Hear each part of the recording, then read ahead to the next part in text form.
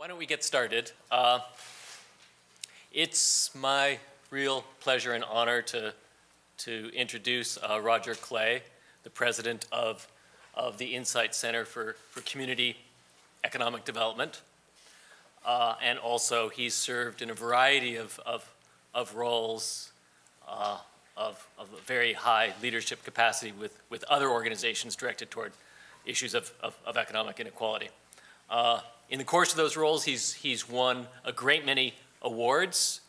For example, the Michael Scher Award for his commitment to community and housing development law. Also, the Distinguished Counsel Award.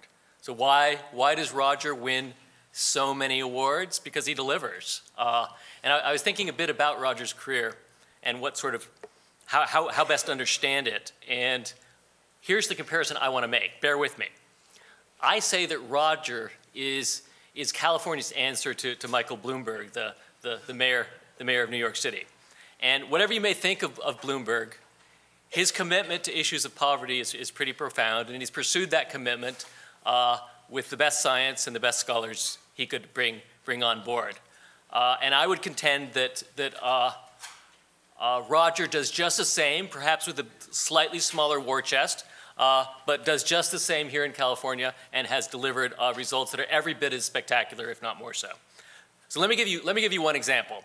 When Bloomberg came to office, he realized that if he was going to take on poverty, he had to, at bare minimum, have some diagnostic tool. He had to be able to measure poverty in a way that was better than what was currently available, which was simply the official poverty measurement, which was grossly inadequate to the task. And so he developed a new measurement of poverty that made it possible for him to find out how much poverty there is, who's in poverty, where it's to be found, and so forth. And that then gave him the tool to go forward with various policy initiatives. So in California, we faced, in the pre-Clay period, we faced just the same situation. We were operating in the dark. We had no good measurement of poverty.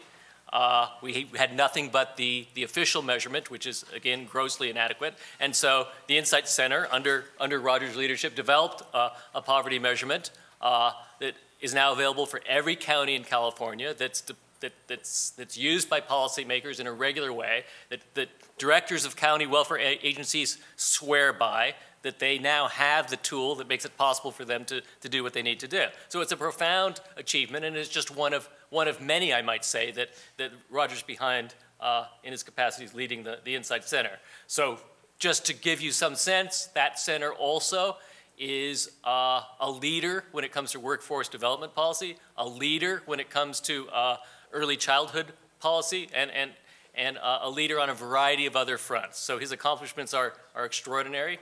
And I stand in awe, genuine awe of what he's done. So it's my real honor and pleasure to introduce Roger Clay. So what am I going to talk about? I'm going to talk some about the importance of wealth, the gap in wealth between races, why we should address that gap, and what we can do to address the gap. On the latter, I'm not going to have any great ideas. I don't think we really know, but I will talk about some of the things I think you have to consider. So let me say a word about our organization and why we do what we do. We are 43 years old. We were part of the War on Poverty. We were originally mainly a legal organization. There were legal organizations created around the country called backup centers for legal services. They were all located at universities, and we were at Berkeley, where I was in law school. So one of the coincidences is I actually worked there 30 years before I came back as president. And I can tell you it had changed. So originally it was mostly legal. Over time, thanks to Ronald Reagan and others, a lot of the funding went away, so we've changed. And so we're now much more of a research kind of organization, but the issues in our mission is the same. So over the first 10 or 15 years, we helped create about 500 CDCs around community development organizations around the country. We're the ones that promote the sector approach to workforce, which is sort of the official best practice with the Department of Labor. And we've also done a lot of work in childcare. Most recently meaning 2004, not too long after I got there, I started an initiative. At the time, it was not called Closing the Racial Wealth Gap, but it became that. There was a funder who started at Ford about the same time I did, and she's a black woman, and she said to me that I'm tired of being the only black woman in the room when stuff is discussed. And so what she did was give us money to start a network of color, network of experts clearinghouse. So what that means is that we went around over the years, and we're still doing it, identifying experts of color in the asset building field and creating a network and into a real sort of force. We've made sure that it covers all the major four minority races, meaning Native American, Latino, Black, and Asian. And we work really closely together since then. So our work there forms the basis for what I'm going to talk about tonight. So our mission is helping vulnerable people and communities become and remain economically secure. There are three things I want to say about that mission statement, as short as it is. One is helping people in communities. It's about us being inclusive, and it's about both people and the communities that they live in. The remain, become and remain. Most organizations that are in the social justice or economic justice field focus on getting people up to a certain level. They don't pay a lot of attention to keeping them there. So people get up and then they fall, and then they're sort of within people's mission again. So we very deliberately have talked about remain because we want to promote policies and programs that will not just get people there, but keep them there. And the economically secure. We want people to be economically secure, not just above the poverty line. And as David mentioned, and I'll talk about in a minute, there's a striking difference between the two. There are a lot of debates in the field. One is the poverty versus economic security that I just referred to. Most measures are toward the poverty field, not the economic security. The issue of what's more important, income or assets. Focus on the individual as opposed to communities. And equity of result or equal opportunity. What I mean by that, for the most part, I don't believe in equal opportunity. And the reason I don't believe in it is because I don't think it happens. But I do think that we ought to pay attention to the results. Because if something is not equitable, that probably meant that the opportunity wasn't equal.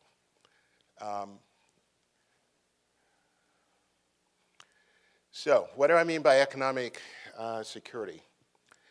What I mean by it, it's an economic, is that it's the amount of money required to meet people's basic needs without subsidies. And I'll put quotation marks around it, without subsidies, because we all get subsidized in some kind of way. But I mean welfare or food stamps and that kind of subsidies. So this is referring to what David talked about. If you look at the blue, it's blue. If you look at the blue, that's the poverty line.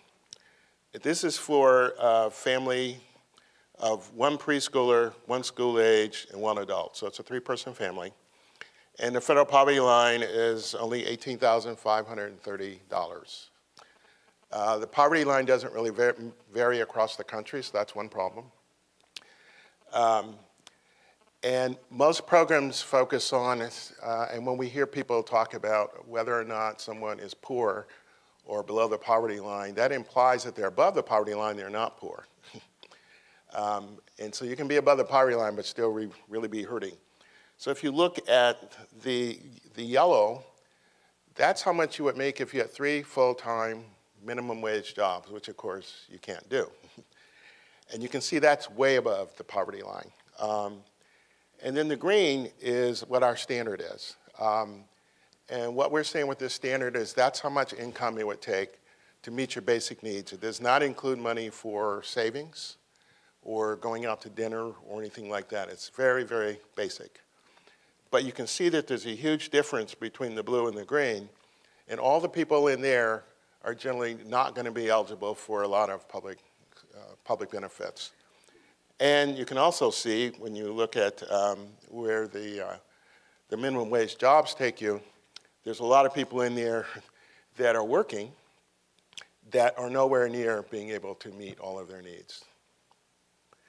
The 40 hours a week standard in the green, as David said, we have 156 family types for each county in California, so you can go online and look at it.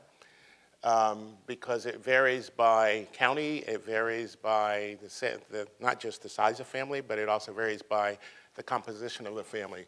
So a mother and a toddler would be different than a mother and a teenager because those costs are different. And the costs are based on public available data. So for housing, for medical, for healthcare, transportation. So I would encourage you to go and look at it if you're interested. We've done that work also in Mississippi. And now we are trying to unite the field by doing it, getting all the people in the country that work on what we call metrics, but these various ways to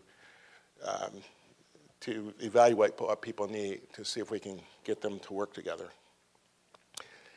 So if you're going to be economically secure, you need both income and assets. So it goes back to the first thing I said about income or assets. It's not either or, you need both. And as I get into this, you'll see why having just income, a high income, is still often, it's not enough. We in the field often talk about it as wealth. The wealth is the value of stuff that you own, meaning it's your assets minus your liabilities and gives you a net number, and that's your wealth. I don't mean wealthy, and it's unfortunate that we use the same root word. This is my definition of wealthy. There can be others, but I'm not talking about Mitt Romney. I'm talking about when you have more money than you need for whatever it is you want to do, and a lot more than other people, then you're wealthy. And I know that can vary. I was talking to a money manager about hoping somebody would give us some money from our organization, and he said people give away, they start giving away money when they think that their needs are taken care of and their kids' needs are taken care of. And he said, it's funny, some people think they need $250,000 and some people think they need $5 million before they can get to that point. But it doesn't matter to me. All those people are wealthy. And so they're not in the people that I'm, other than getting money, they're not in the people that I'm as concerned about. So Tom Shapiro, who's at Brandeis, this is the way he describes it, is most Americans survive on their income while assets feed their dreams. So it's that you're living on your income, but your assets is what makes you future-oriented. So since this is a program about ethics and wealth, I thought I'd ask the question, what is economic equity? Again, this is my definition, made it up myself. So first of all, I think you need to be economically secure in at least the way that I've described it. There needs to be the concept of inclusion, meaning it's everybody. And there needs to be acceptable level of disparities, because you can have someone that's economically secure, but if they're still way behind other people, that creates all sorts of problems in our society. So I think that covers it. I'd be curious if other people think I left something out or if that's wrong. So what are we really talking about? When you sort of step back and get a little philosophical, this is a quote from a friend of mine who's a Stanford grad. who says one of the central issues in the history of our country has been who determines who belongs and who we are. And I really think that is a good way of thinking about it, who belongs, and which means also who is the other? Who are the other people that we don't care about, or who are the other people that we, in some cases, if you think of slavery, who are not human, or who are the other people who don't belong here because they're not like us, like immigrants.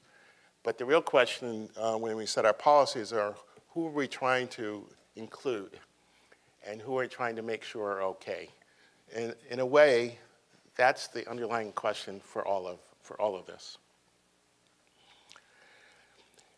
So where are we in the United States on wealth disparities? Well, among the Western nations or our peers, we're like #1 in disparities. And the Occupy Wall Street has brought out the 99 and 1 a lot. The other thing about it, the inequality that we have today is I think we think of it as things have gotten so much better.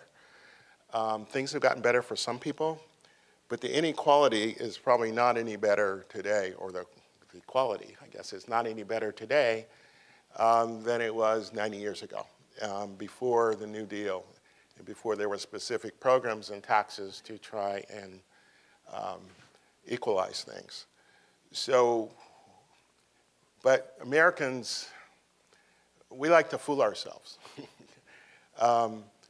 And so we always think things are better than they often are for a good segment of our population.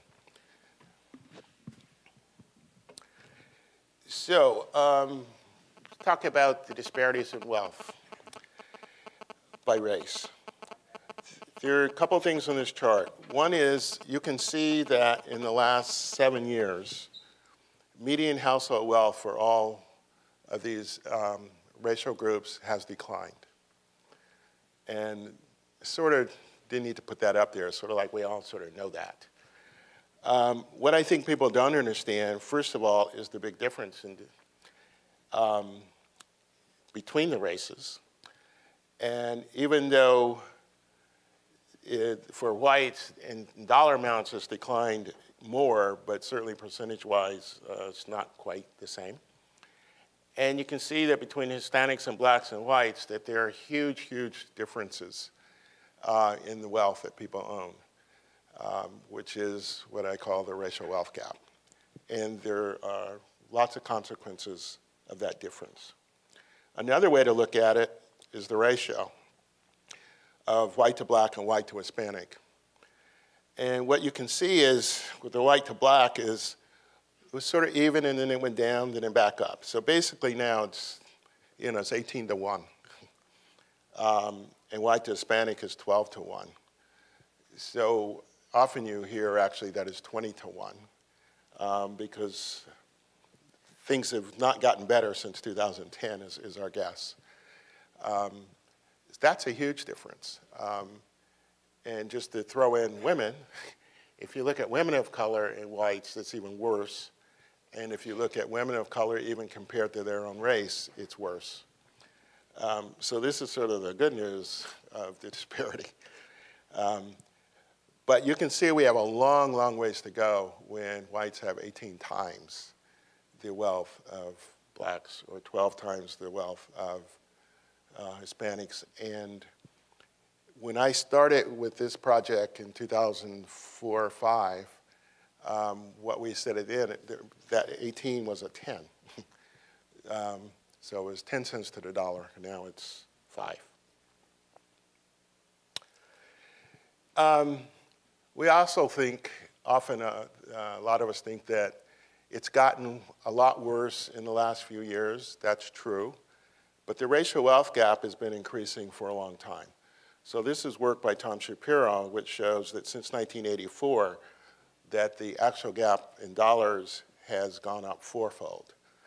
So the recession didn't do it. His numbers aren't here after 2007. There's no reason to think that it's gotten any better. It probably got worse since 2007. But you can see that the gap has steadily grown for the last 25, 30 years. This chart shows it without home equity. If you put home equity in there, you count home equity, the pattern is the same. So the other thing people may think is that, well, if people just make more money, then that would do it. But this sort of shows that that's not true. If you look at high-income blacks, which is the second line from the bottom, the red one, you compare it to middle-income whites, you can see that middle-income whites have a lot more wealth than blacks, than high-income blacks, even though they have a lot less money, excuse me. And you can also see that in the last few years, it's actually been going down for both low-income and high-income blacks, whereas it's gone steadily up for whites, which helps explain the previous chart where that gap is just getting bigger and bigger.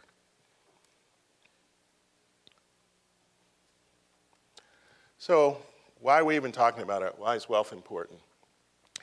Well, wealth is what I would call, it's an economic foundation for all that we do and want to achieve.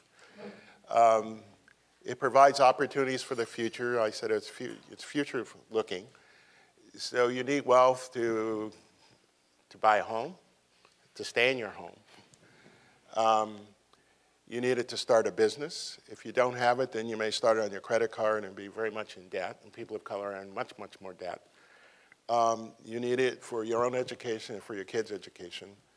If you don't have any of those things, if you can't own a home, start a business, or send your kids to school, then their chances of doing well aren't as great. Then you need the capacity to withstand hardship, so both job loss and illness. I think we'll all understand today about the job loss part. People have lost a tremendous amount of wealth because they've had to use their wealth, whether it's their 401k or their savings, in order to sort of survive, or illness also. One of the biggest reasons for bankruptcy, for personal bankruptcy, is because people use their money because they've gotten sick. So it's for health care. You need it for retirement, and I'm very aware at my age now how important that is. I wish I'd done things differently 30, 40 years ago. But it's really important because Social Security alone is not enough for most people, although a huge percentage of people just live on Social Security. And also the transfer of wealth between generations, which I think can be somewhat problematic from a policy point of view. But you do want, I think people do want to give their kids a head start, and that helps them move up and contribute to mobility. So there are some myths that we should debunk. The first is that wealth is made mainly by individual effort. So luck and hard work, that's important. And if you just have luck, you can make it. If you just have hard luck, you can make it, but you're generally not making it on your own, even if you think you are. Research shows that a major contributor of many people's wealth is what they got from their parents. And even if you look around this university, some of the richest people, billionaires, they started because they had a couple $100 million from their parents. And they managed it well. Now they're a billionaire, but they didn't become a billionaire on their own. They didn't start from nothing. And another thing is that public policies and our common resources are the great contributor to wealth and creation and retention. And remember that. So Bill Gates Sr., who has for a long time promoted a bigger estate tax, understands this, and talks about people who've done well have disproportionately benefited from society's infrastructure, education, research, and other forms of what he called society's commonwealth. So even if somebody does well on their inventions, like we're here in Silicon Valley, the fact of the matter is that the federal government pays for most of the research, or a lot of the research. So you may think you worked hard and did it, but if the federal government didn't give you the money, frankly, Stanford wouldn't be Stanford with all that money from the federal government. So those are myths. There's some truths. Current policies and practice maintain and exacerbate disparities. And racial and ethnic disparities in wealth are correlated with a whole bunch of disparities in other areas, frankly, in almost every area of our life. Housing is one, but housing is more than shelter. Housing is where you're located. Housing is what connects you to education. Housing is what connects you to jobs. It determines whether you're safe or not safe. So the housing is really key. If you don't have a lot of money, you don't have as many choices in housing, and these other bad things can happen to you. Obviously, education. Labor market participation, which is another way of just saying, you know, can you get a good job? And then long-term health outcomes. People in poor neighborhoods certainly are not as healthy as others. So our racial wealth disparities were and have been the result of very deliberate policies, public policies. So they don't happen by accident. So I could give you lots of examples, but let's just go through these. Back in the Depression, the Homeowners Loan Corporation was created. The whole idea of the corporation was to help people avoid foreclosure by buying loans. It was only in business 2-3 years, not very long. It helped a million homeowners, but only 1% of them were black. And that was deliberate and very explicit that they were not trying to help black homeowners. The Social Security very deliberately left out farm workers, domestic workers, because that was the predominant occupation for blacks. And again, it was very explicit. It was discussed on the floor of Congress, and that's where it came out. FHA, also very deliberate. You've all heard about redlining. Redlining comes from the fact that there were actual maps with red lines where you couldn't make loans inside those lines. Their rule was that you had to make loans in homogeneous communities, but you couldn't make loans in the inner city. So that sort of guaranteed that the money went in the suburbs and created the divide that we have today. Going along with that, with the building of the suburbs, was the Federal Highway Act, which you think of as a good thing, but it had the unintended consequence, and I think this was unintended, but the unintended consequence of making it easy for the suburbs to grow and for people to move out of the cities. All of those, though, were deliberate. And so when we look at wealth today, of the disparities, you can see that whites had a fairly large sort of head start in creating wealth, because once you get it, it's easy to build on it.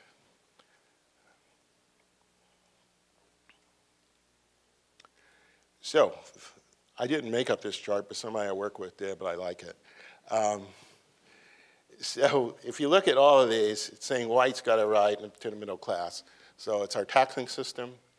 The GI Bill of Rights, some people argue that that's the biggest creator of wealth inequality in history of the country. I wouldn't go quite that far, but it's right up there. People think of it as a universal program.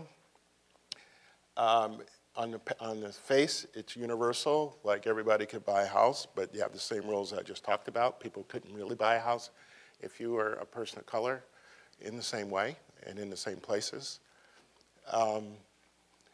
It also was created the middle class in a lot of ways by allowing people to go to college, but the major universities often were segregated, so blacks couldn't get in. the historically black colleges and universities were too small. They couldn't let everybody in. And in addition, the quality wasn't quite the same. And because they had less money from wherever you get money in the state, because a lot of them were state schools. So the opportunities weren't there. And so this is where I go back to my thing about equal opportunities not usually equal. Because on the page, on the face of it, it looks like everybody has the same chance to take advantage of the GI Bill. In reality, that just wasn't true. So I talked about FHA and Social Security, and then I could go all the way back to homesteading, a lot of things that happened, 2 centuries ago.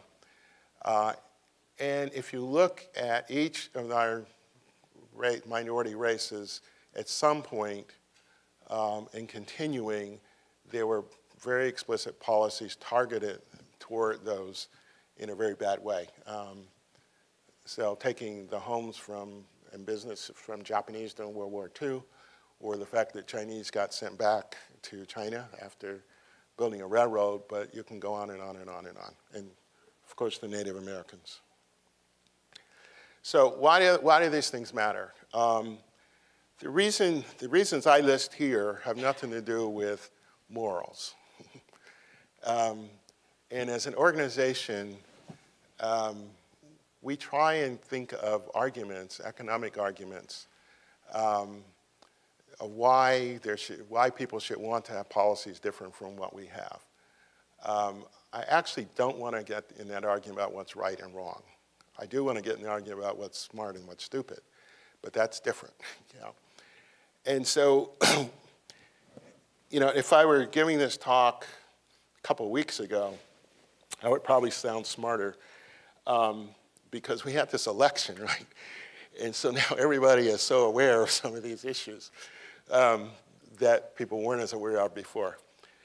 So the first reason I'd say is business necessity, because this country is going to be a majority minority in not that distant future.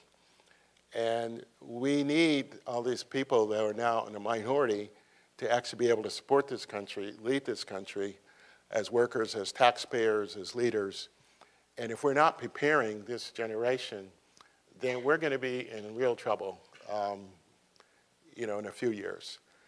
And tide has already turned, because last year, for the first time, the majority of kids born in this country were kids of color. And the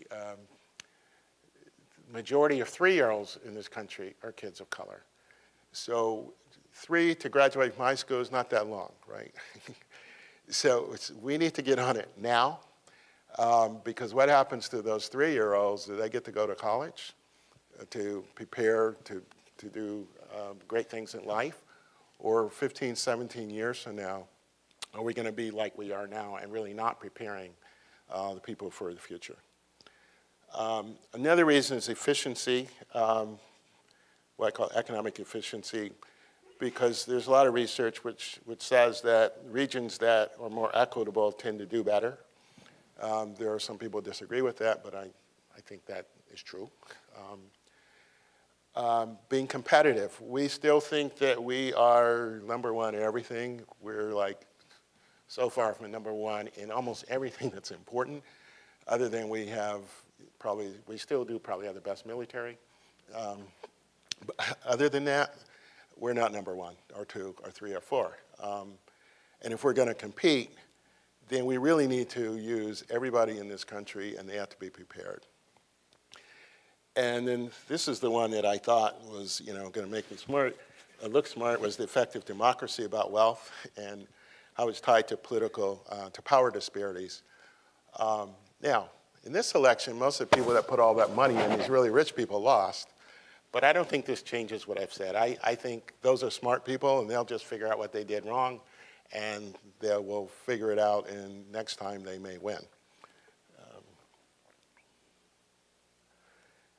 And I like this quote. We may have democracy, or we may have wealth concentrated in the hands of a few, but we can't have both. And that was Brandeis in, 80, 90, no, I forgot how many years ago that was. but it's still true. I think when you, if you have wealth concentrated in the hands of a few, it definitely, even today, I'd say it messed up our democracy because it makes money so important.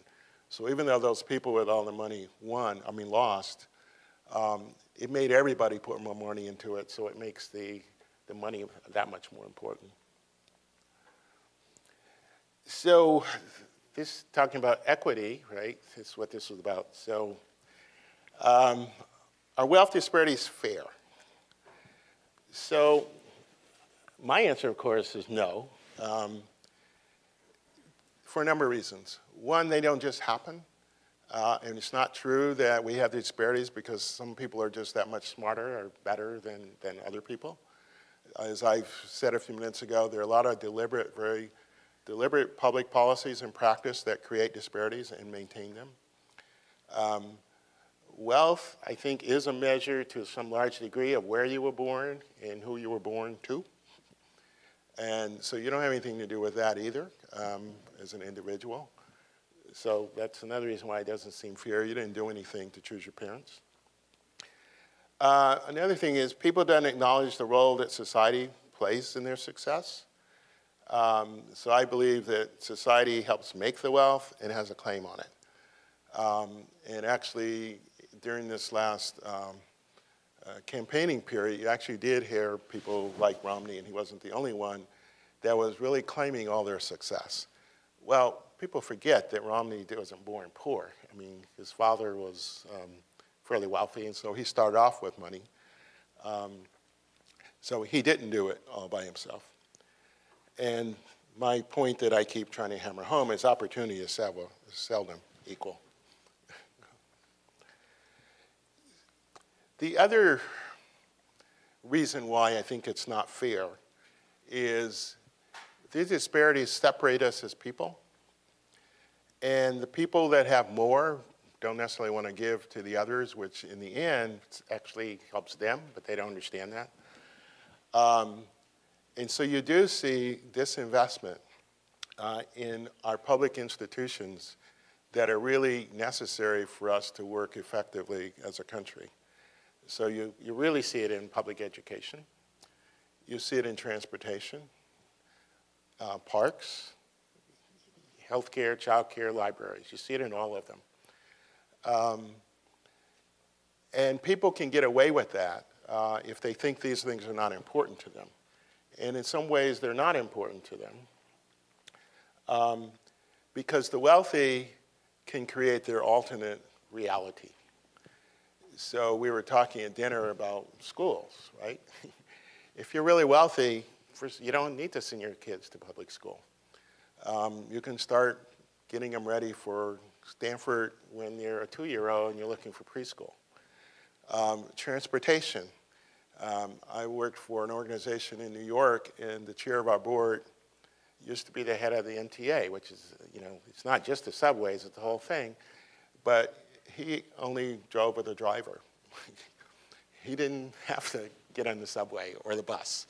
His driver was everywhere. So I used to like to go with him. It's a lot easier to do that. Parks. I mean, the way we do with parks is you have closed communities and you have your own recreation and your own space in your parks. The healthcare, of course, you can afford what you want. Childcare, you can hire a nanny, or you can go to a private school that costs more than Stanford. Libraries are being closed down. My wife is a librarian. I was also going to say that books aren't as important because online stuff, but still there's a problem. When I go to the library, there's a lot of people, that's where they go to study, to read. It's their sanctuary. And books really are sort of important. So what issues arise when people become wealthy? Or maybe I say what questions. One of them is, do they have an obligation to others?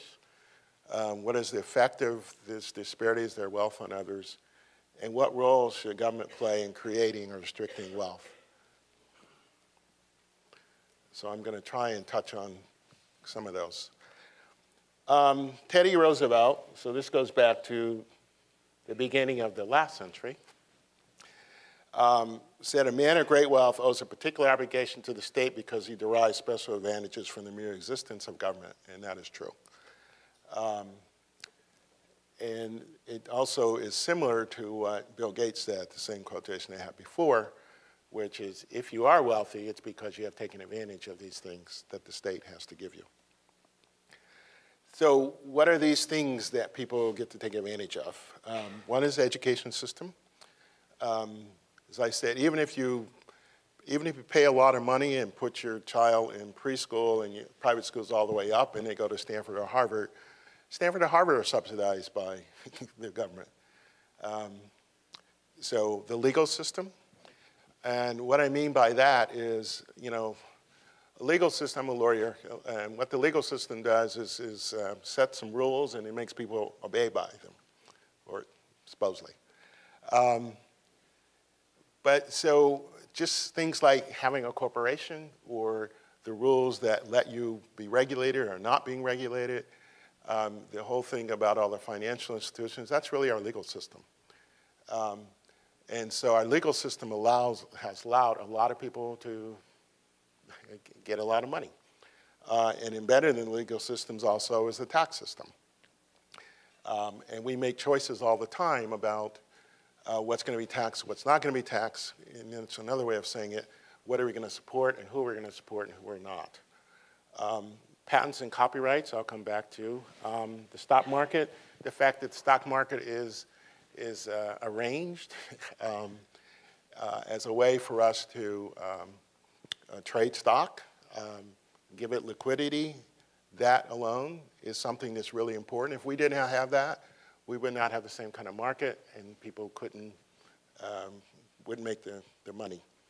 Transportation, nobody can get away from using our infrastructure, whether it's highways or public transportation. Natural resources, and then the research support I put on there because I'm at Stanford, and I want to make that point, even though some people may think they're paying all their tuition, they're not paying full cost. Tom Shapiro, since it's third time I've used his name, I think you figure out that I actually like his work, and he's a good guy.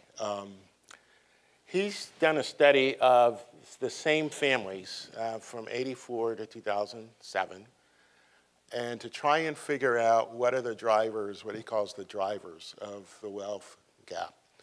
And what he means by that is what keeps it going. And the purpose of that is to try and figure out where should we intervene in order to deal with the racial wealth gap. And he's identified 3. And there could be others. There are other things that are important in that gap.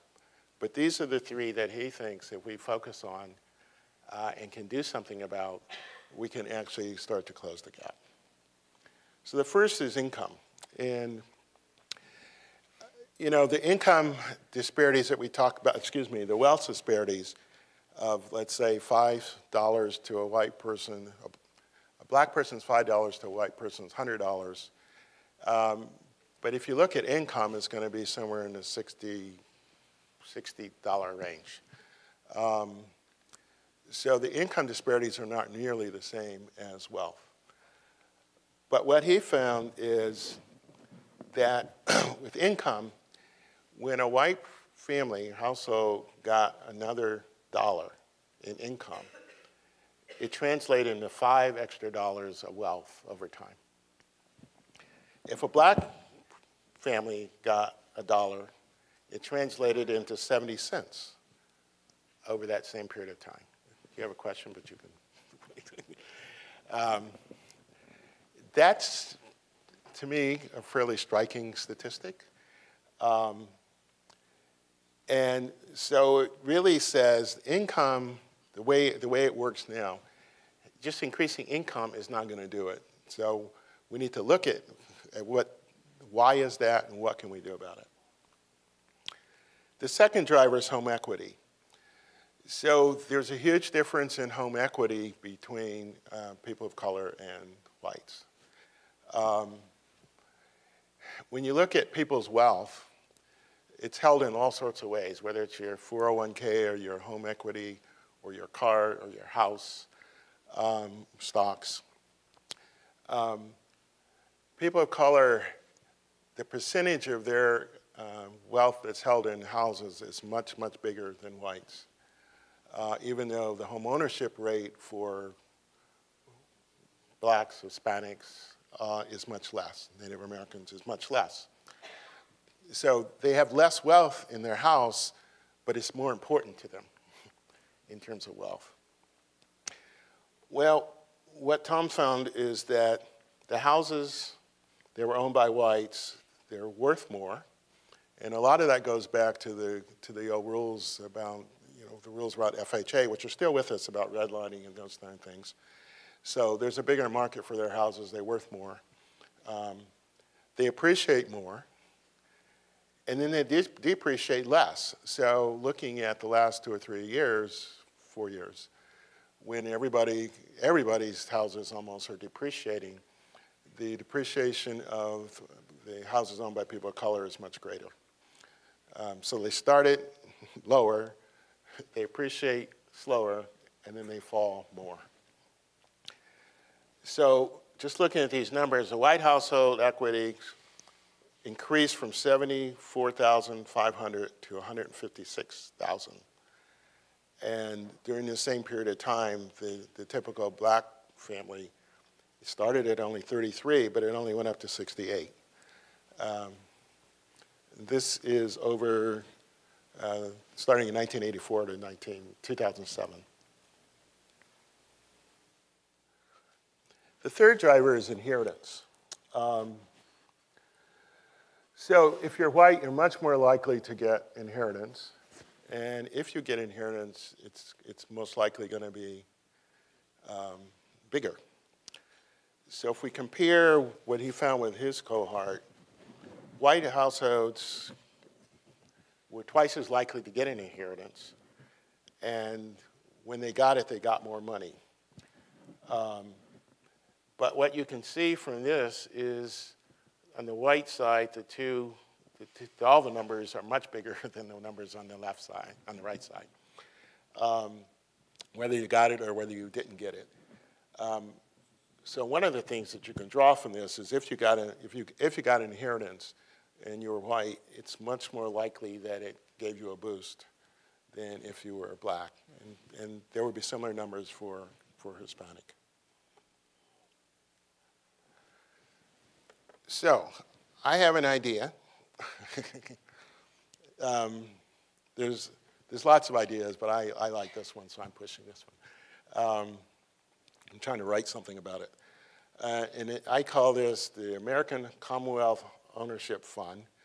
It's more commonly known as shared wealth concept, so it's not new. It's not an original idea. And the idea is to create a fund to provide a mechanism for all citizens to share in the wealth created by public policy. So what I've been talking about is all the things that public policy does to create wealth for people and the institutions that create wealth for people. So if that's true, and we the people, or the government is us, then why not we have an ownership in what the government has invested in, as opposed to letting rich people walk away. So I said I'd come back to patents and copyright. So this is an example. If you invent something, and there's a lot of inventing going on around here, right?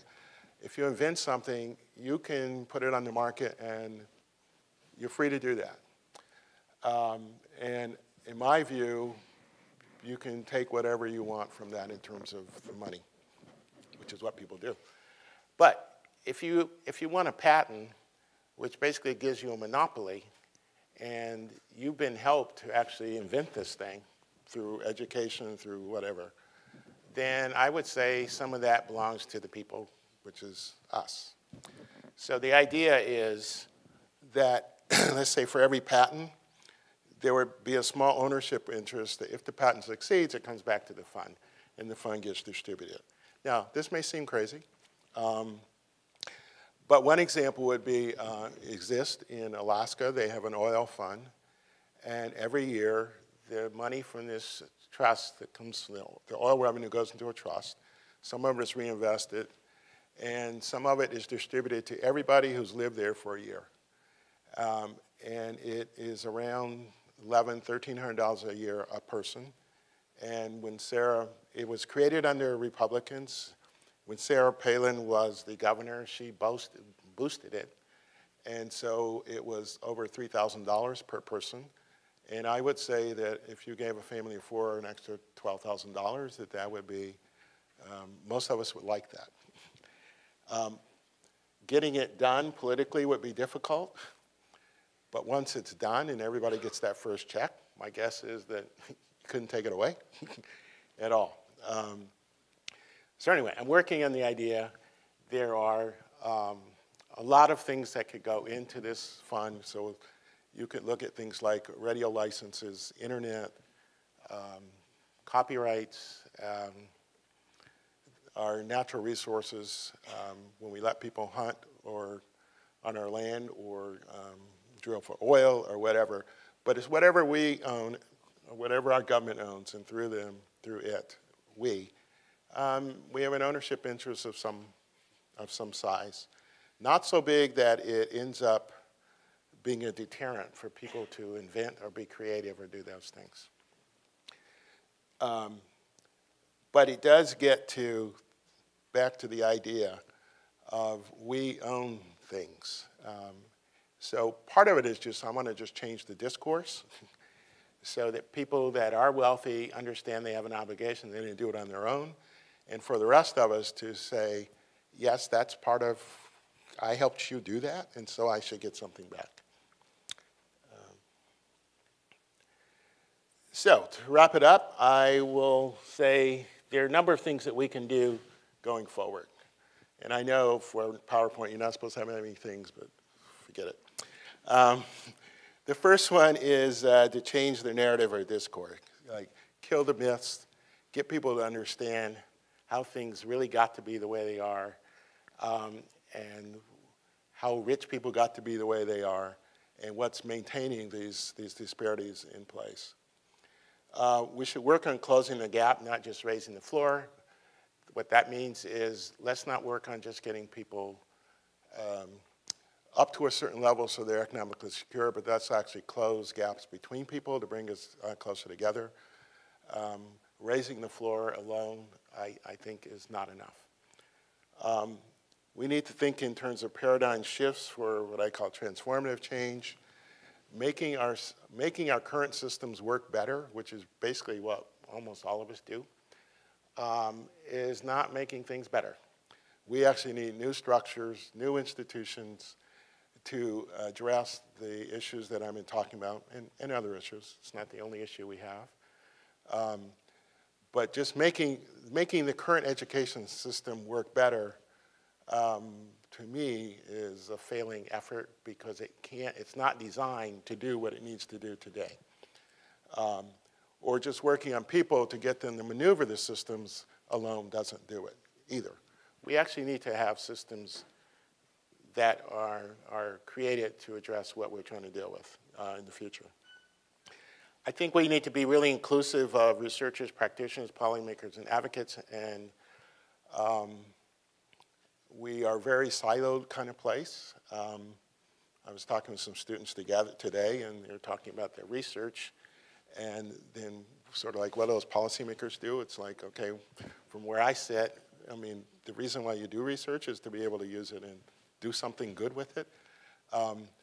But not everybody can do all those. So the researchers need to work with other people, and the people like me need to work with researchers so we actually know what we're doing, as opposed to just what we think would be a good idea. We need to adopt policies that are inclusive of all races. And by that I mean two things. One is when you're making policy or implementing it, we need to include everybody. And that goes back to the experts of color network that we've created. But it also means that when you have policies, that you are sensitive to all the people. We need to work on disparities in all different kinds of asset classes. But I would say using Tom's work, if he turns out to be right, we should really focus on those things that we think are key. And then we have to take a long view, but with urgency. What I mean by that is we need to understand it's urgent today, but we're looking for a long-term outcome. We can't just start stuff today and hope it's going to change tomorrow, and we can't wait till tomorrow. We need to start today with that long-term view. And I think that's it.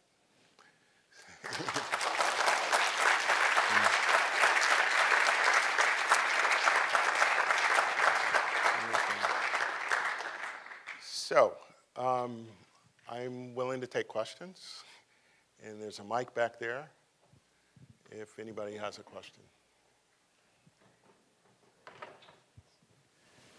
I was just curious about your the slide you showed on with inheritance numbers, percentage of people who have inherited wealth and who didn't. The numbers didn't add up to 100, so I was wondering what the missing number is.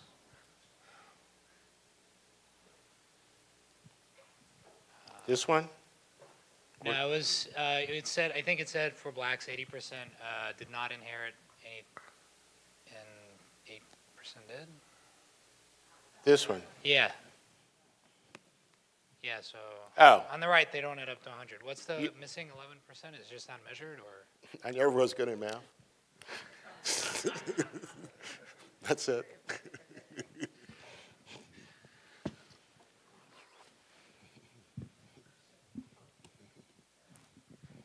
Yeah, I was just curious. You said mentioned that sort of like Japanese Americans had their homes and businesses taken away by World War II, but I was wondering sort of more recently what those statistics were as far as income differences and wealth differences for Asians along those lines. You asked an easy question and has a complicated answer. One of the things that is sort of hidden in all of these, well, especially for Hispanics and for Asians, is there are many different Hispanic and Asian subpopulations. So when I use those terms, it's sort of a shorthand. And I think the same thing actually is going to happen with blacks too because of the immigration. So it depends on which Asian group you're talking about. Hmongs are among the poorest people in this country. Japanese, Chinese Americans do much, much better than others. But in some areas, they still are big disparities, and in some, they actually may do better than whites. And, so it's all over. As a whole, they still are doing worse. But it really, you have to look at which subgroup you're actually talking about. But I can tell you in the network that we put together, which is pretty active and has now been going on for 9 years, the Asians are just as active and have just as many issues that they want addressed as black or Hispanic folk. All of our issues are slightly different, but they're the same, meaning it's the same, like we all have an issue around land, but the issue is slightly different. But there's certainly enough the same that we can work pretty closely together and support each other. So the other part of the answer is, in many cases, we don't know. So when you're talking about Asians and especially Native Americans, a lot of times we don't know. A lot of these charts were on black and Hispanic, and that's because the numbers for the other groups are too small for us to actually know what's going on. We can sort of guess, or me as a practitioner, I can say it, but David, as a researcher in a preeminent university, wouldn't be willing to put his name behind it. But if I were talking to a politician, I may feel very comfortable doing that. So data becomes extremely, extremely important, and it becomes a political question, not a scientific question, not a question of science, because there are a lot of politicians that don't want to know. David mentioned the supplemental poverty measure, and I talked about the self-sufficiency standard. No politician wants on his watch for the poverty numbers to go up. And So even though having a new measure doesn't increase the number of people, their situation, it may sound like it. So we worked on a bill we have an elder standard also, and what we wanted was for this elder standard to be used around the state. And it took us 3 years. In the first year, almost the total reason was we don't want those numbers to go up because it'll look like while we were in charge, more people got poor. The second year, Schwarzenegger just vetoed it because he was mad at the Democrats. This year we got it signed, or in 2011 we got it signed by Governor Brown. And I think for those of you, well, I guess everybody's in California now, Governor Brown actually doesn't care a lot about what people think often. So it didn't bother him the way it bothered Schwarzenegger. But my point is you need the data. And so what this bill does is for elderly, it tells the counties that they have to not only look at the poverty measure, which is what the law says, they have to use our other measure, even if they can't provide support for those people above poverty but below the other. But it's like you really need to know who needs help. So anyway, data is important. Sure. As somebody who's very sympathetic to your overall talk, I want to talk about the inheritance tax because obviously that's become very fragile recently in our politics. It's called a death tax. It's a tax. It's double taxation. It's unjust, and yet the inheritance tax is so important for dealing with these issues. But yet, it's not only is it politically very fragile right now, it's also kind of a blunt instrument for dealing with these. And I loved your idea of the Commonwealth Fund. Here's another idea. How about using the inheritance tax, funds from the inheritance tax, not as into general funds, but rather taking the money from inheritance tax and giving it to American citizens, either as children, as a trust fund, or when they reach 18, which would have a much more direct effect on this problem, and perhaps also being politically more palatable. People are thinking, oh, every American deserves some money, some inheritance, either as a child or when they reach 18 or 21. So maybe that would also be politically better for the inheritance tax. That's just a thought, but there's so many ideas we could come up with, obviously. No, it's a good idea. It's a good idea. Actually, if you were to share more detail, the only place where we would have the money directed is for a fund like that. Bill Gates Sr. has actually said that that's what makes sense, because what it means is the older generation that's leaving this earth that did well, they did well because of all the reasons I talked about, that it seems only fair to give back to the next generation. In the UK, they did have a program like this. And then they repealed it after 3 or 4 years.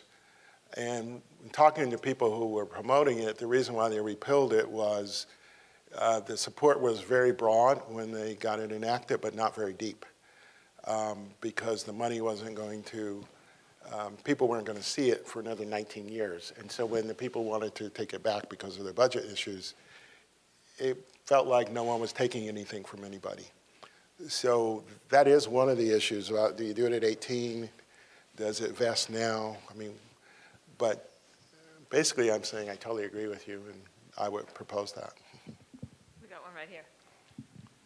So first of all, I really appreciated the data that you presented, because a lot of it I was not familiar with. But I think one thing that you need to give a lot of thought to is not only educating the people about what the facts are, but I think the language which is used in trying to bring about social change is very critical. I think, for example, of President Obama's comment during the campaign about, "You didn't build this." I understand what he was trying to say, but I think the way in which it was presented was terribly alienating to a lot of people who you might have wanted to bring over to your side. So I think a lot of thought has to go into not only the data, but how you construct the arguments that you're making to support the social change that you want. Again, I totally agree. It's a smart crowd, so I totally agree. And in fact, this year we've been doing a lot of work just on communications, and there's 2 or 3 organizations that we work closely with. That's all they do is work on communications around race and inequality. And I've actually had people come in and train our staff. It's definitely still a work in progress because it's not just about race, it also is about inequality and about economic issues. And there are actually people who specialize in those kinds of trainings. I don't think people on the left are very gifted yet about how to talk about the issues. And I think that is a major issue. David. Yeah, I wanted to go back to your argument that, which was frequently displayed in the last election, to the effect that people who often think the wealth that they have is their own, that they earned it solely through their own efforts, ought to think more carefully, you pointed out, about the ways in which they drew upon the social infrastructure in various ways. So let's say someone has a trucking company. The argument might be you're relying very heavily on, say, our extraordinary network of roads that were publicly funded, and you got wealthy in part because you were able to make use of those roads without perhaps paying as much as that heavy use would imply. So one could say then that there are 2 approaches to take once you recognize that. You could just say, well, you should pay higher taxes. Or one could say, why don't we just charge them at the correct rate for that usage that's publicly funded? And I'm wondering if you would have any reason to prefer one approach over another.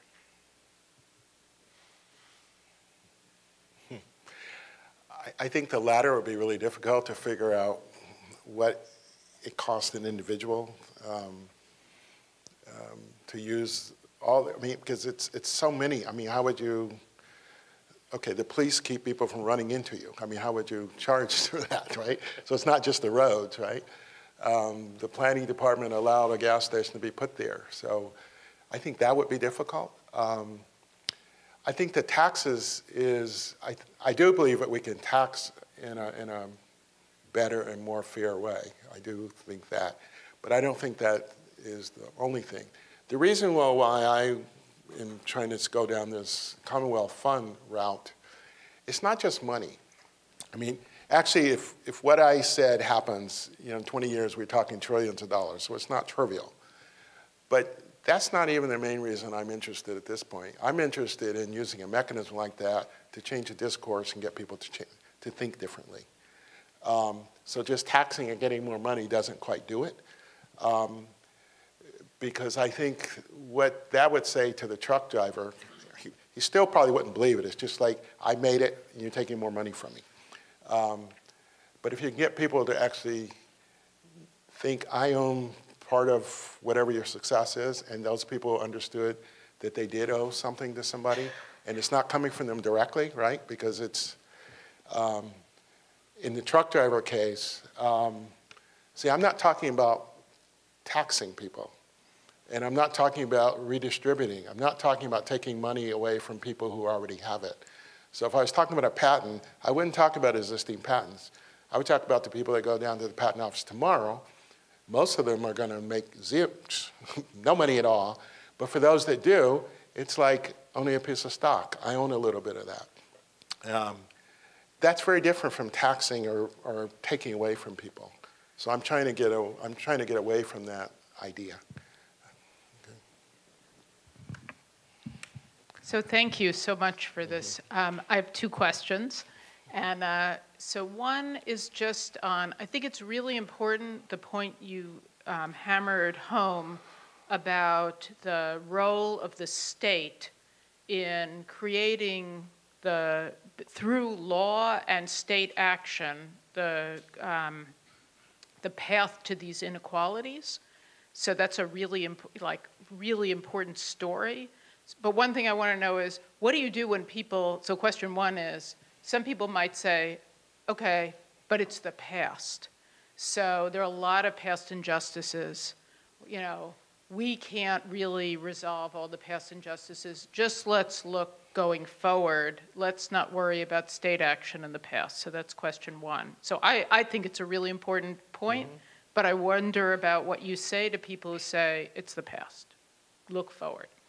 And my second question is really about a little bit about I understand the attraction of the ownership idea for changing the kind of conceptualization. I worry a little bit about the instrument and its fit with the problem. So the problem is that there are disparities in wealth and there's not a secure stability. And the mechanism you have, I worry about the mechanism that David mentioned, which is which is sometimes called starting gate. You give everybody an $18,000 check. This is the Ackerman proposal at the age 18, and then you let them run. And that doesn't really help with stability because lots of people make bad judgments. Especially and things 18-year-olds, happen. right? So there are all kinds of problems with that if you're really interested in economic security. And then if you're thinking about the gap, you know, giving everybody a stake in the ownership society doesn't really help you with the gap. So anyway, I just wonder how you square the solution with the diagnosis of the problem you gave. Okay, so let me take the second one first. This is not a be-all, end-all solution that I'm proposing. I think it's part of the way there, but like I said, I'm trying to, what I would want people to do is to think about it differently. And I think there are a lot of policies that would need to be put in place in order to deal with the gap. So this only deals with it a little bit, because it's not going to create, even if it's trillions of dollars, it doesn't solve the problem, right? But if people in this country thought about it differently, and I understand this is difficult, let's say, because ever since the beginning of this country, we have this myth that, you know, it's the man that does it all by himself. Even the term of the standard I was talking about, I've wanted to rename it because it's called self-sufficiency. We're not self-sufficient. So, but my point is, I want people to think differently, and then it may be easier to do other policies because it's not enough. In answer to the first question, what I tell people I work with is that what I want to do is what do we want the world to look like 20 years from now? So what do we do now? And to some degree, what happened in the past isn't relevant, to some degree. Because whatever happened in the past, the solution is not always to do just the opposite, right? Or to undo. That's not always the solution. Sometimes it is, sometimes it isn't.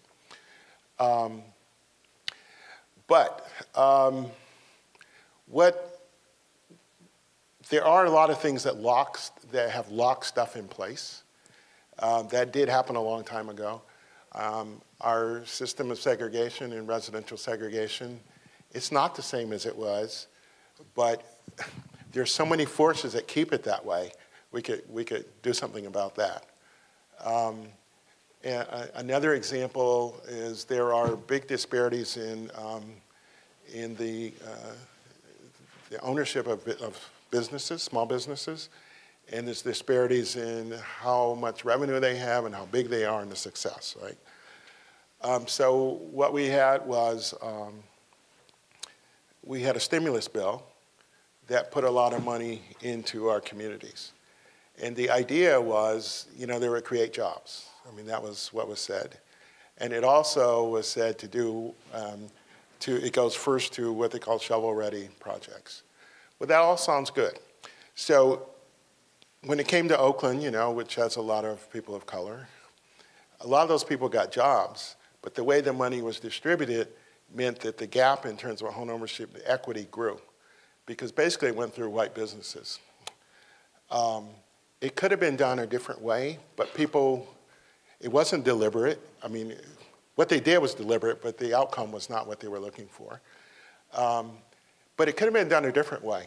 It could have made sure that not only are we trying to give people jobs, but we're also trying to build up people's ownership of business. So what it ends up doing is basically locking in the issues around business ownership that were already there, that didn't have to be there. So there's a principle called targeted universal targeted, whatever, which means that you have programs that serve everybody, but you got to make sure that they're implemented in a way that's targeted to all the different subpopulations and people that you want to benefit from them. So all those programs I talked about, the New Deal programs, those were all universal, but as I was trying to say, they were actually targeted in a way to exclude certain people. But we still call them universal, right? Social Security, we talk about universal. It's still not universal. It's not universal because what people get is based on the kind of job they have, how long they held it, and how much money they made. And that determines your benefit when you get older. And people of color are more reliant on Social Security than whites, but they get much less. And so even today, even though that started in the 30s, that legacy is still here, and we could do something about that today, right? So yeah, the bad thing happened then, but it continues to happen. Got one right here. Okay. Yeah, when I saw that graph or that statistic about that, like we heard a lot about the 1% owning a large portion of the wealth in the United States. That's a mirror of history of like dictatorial leadership controlling a lot of the wealth, like in pre-industrialized France and stuff like that. So I think that's a huge issue in our country. And when you cited the quote from Roosevelt of how it cannot operate as democracy when such a large proportion of the wealth is controlled by such a small proportion of the population. So how would that be able to spread out more equally to more people? Because that's very egregious and problematic to free liberty to many people. And one of the things I would think that would help that is maybe a cap on how much you make. You have to reallocate it to public use. So it's say if you make a certain amount over a given proportion, you have to reallocate it into public use so that the government, not controlled by pundits or anything like that, the government controlled by the people and by public votes, which show where it would be allocated to, so that it could help society in general? You have more confidence in your fellow citizens than I. And I would point to the initiative process in California as one where I think most of the time people don't know what they're doing. But that being said, I think the tax system is a huge policy instrument. So when I go back to the Roosevelt days, that was also the Rockefeller days, during the John D. Rockefeller. And he did not believe that all his money should be taxed. But he did start the Rockefeller Foundation when he was getting a lot of pressure. But it almost doesn't matter how big he made that foundation, he still was making a lot more. And the reason why he did it was to save on taxes. He just didn't want to pay that much on taxes, so he starts and it's a great foundation. But which reminds me of something about Rockefeller. He was asked, how do you make a great fortune in this country? And he said there were three things. One, you get up early. One, you work late. You get up early, and you find oil. And no one asked him, like, well, who gave you the land and the permission to drill for oil, right? You weren't born with that. So he thought he did it on his own by working hard and getting rest, when in fact he really didn't. So I think you can tax things in a different way. When the tax system, when we did tax estates at a higher rate and we had higher income tax rates, actually things were more equal. And despite what people think, a lot of that was in Republican years, not necessarily Democratic years. Is there time for one more? Or you okay? I'm fine. Okay, do one more.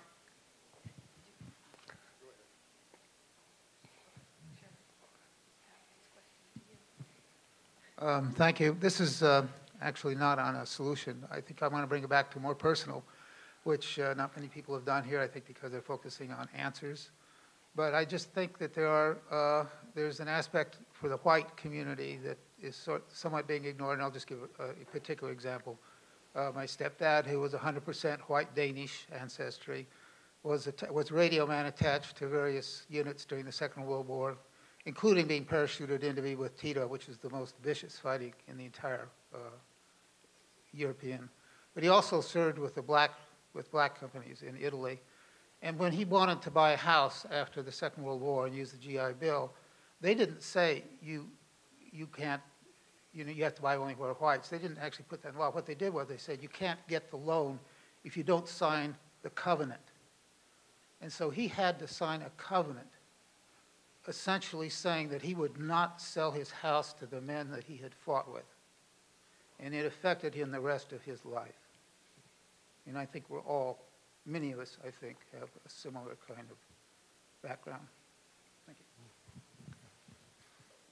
Okay. Not quite a question, but.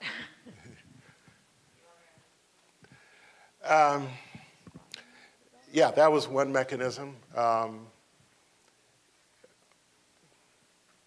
don't know. I just think you illustrated what I said.